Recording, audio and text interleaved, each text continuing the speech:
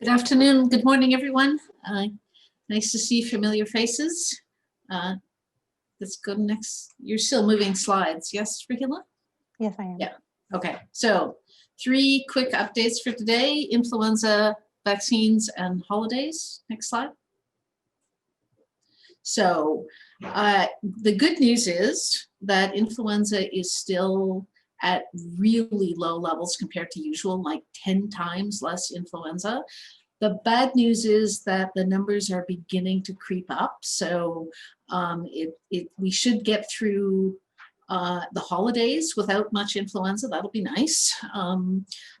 But we still have to worry about in February, March. So really timely for Cam to be talking about getting flu vaccine today.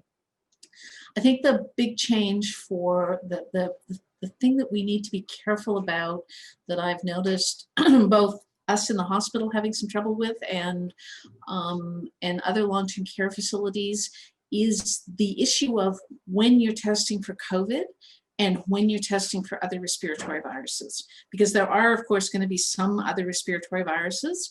And at least in Ontario, we used to just wait until you had a cluster of people with respiratory viruses on the floor, and then you tested them to find an outbreak. And then in March, we took away all the other respiratory viral testing, and we went forward to you test anybody, but you only test them for COVID. And now we need to walk this line where in Ontario, we want to be testing any resident who develops symptoms for COVID and respiratory viruses. But if you want that to happen, first of all, you have to think about it, and then you have to make sure that you check the boxes on the form that gets you the test for all the respiratory viruses, not just for COVID. It's just a really confusing change layered on top of everything else for the last few months. So I think important that people are focused on on making sure that we're not ignoring other respiratory viruses as we go through the season. Next slide. Okay, what's happening with vaccines? Well, who knows? There's a lot of uncertainties about. Nobody knows exactly how many we're getting, or exactly when they're coming, or exactly what we're going to do about them. We do know that there are supposed to be about 250,000 doses of Pfizer vaccine coming to Canada in the next 2.5 or 3 weeks. Somewhere between 80 and 100,000 of them, in theory, are going to come to Ontario. We're still arguing about how we're going to distribute vaccines, right? Different provinces have different numbers of different percentages of their population over 65. So you can make arguments for not straight population based, and the first ministers are going to have to work that out. And then we have some choices within even the priority groups. Okay, so if we get 100,000 doses in Ontario, first of all, I think we're just going to use all the first doses knowing that there's more doses coming, right? Everybody has to have 2 doses. So there's still some people talking about only vaccinating enough people and making sure we have second doses. I hope we're not going to do that, because we'll be much more effective if we just use up all the first lot of vaccine knowing that there are second lots coming. So we could just about vaccinate all residents of long-term care facilities, or we could offer a vaccine to staff of long-term care facilities and get through most of them. We might choose to just offer it to people in zones in lockdown, so in red or gray zones in Ontario. We are going to have trouble with the Pfizer vaccine, because Pfizer is really fussed about the cold chain with this vaccine, and they only want it administered at sites that actually have minus 70-degree freezers, which is stupid, okay? And we will get past it, but it's an issue at the moment. So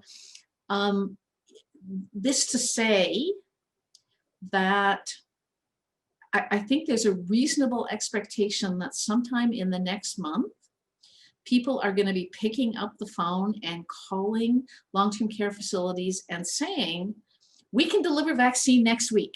How many doses do you want? And that means that everybody should be having the discussions now about being ready for it, about making sure that you can contact substitute decision makers about being ready to vaccinate residents in as short a time as possible, because it's just kind of chaotic. There's not going to be a lot of warning, I don't think, before people are offering vaccines. I think medical directors need to be involved, and we really need to be ready to move quickly when it can happen. Next slide. Okay, so then the last piece of news is bad news, which is that in both Ontario and British Columbia, our numbers have been steadily going up. Hopefully British Columbia might be trending down a little bit, but really we're in the same place, and it is not a good place. We're sitting right at the edge, of a reproductive ratio of a little over 1. If we let up in any way, cases are going to increase really quickly. We will have more outbreaks. We will put more pressure on hospitals. More people will die. Next slide. So sadly, British Columbia has already called off the holidays. Okay, your choices for holidays are, go virtual or go outside. Lots of creative people online doing lots of different things, but I think we're going to hold off in Ontario for another, my guess would be 10 days before the government finally folds and says you shouldn't have parties at Christmas, but because we don't want to do it, but we need to do it. And so for us as individuals and for the advice we're giving for other people, it really needs to be, even if Ontario is not restricting contacts and groups of people together over Christmas, if we don't restrict those by ourselves, January is going to be really, really difficult. So I